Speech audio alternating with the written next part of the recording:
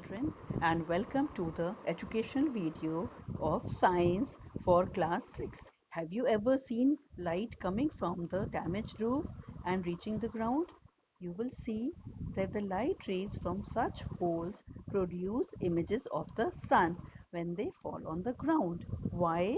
Because these irregular shapes in the roof act as pinhole cameras. Now, what is a pinhole camera? So, let me explain to you what it is. According to the definition, it is a simple optical device that forms an image without using a lens or a mirror. Isn't it surprising?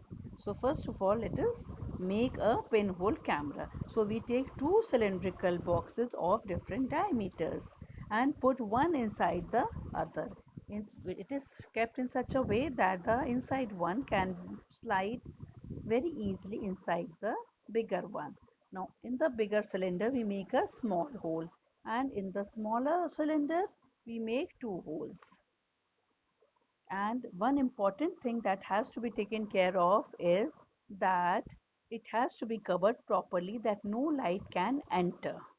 Now we fix a translucent paper, for example a tracing paper, on the triangular hole.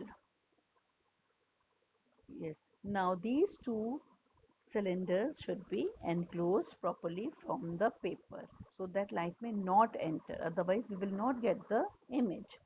Now use the pinhole camera and try looking at the tree. So what do you see? A very clear image can be obtained on the screen which is inverted, which is not just the same. So how did it happen? Let us see and understand with the help of this diagram. Suppose the tree is of the height m and n. Now light rays coming from the bottom of the tree, that is n, they pass through the small hole and the screen is behind it. So the light rays coming from top of the tree m, it gets inside the pinhole and reaches the bottom of the screen. So we get an inverted image and also a small image of the trees obtained on the screen. So it depends upon the size of the hole if you want to get a clear image. If it is very small, we get a clear picture.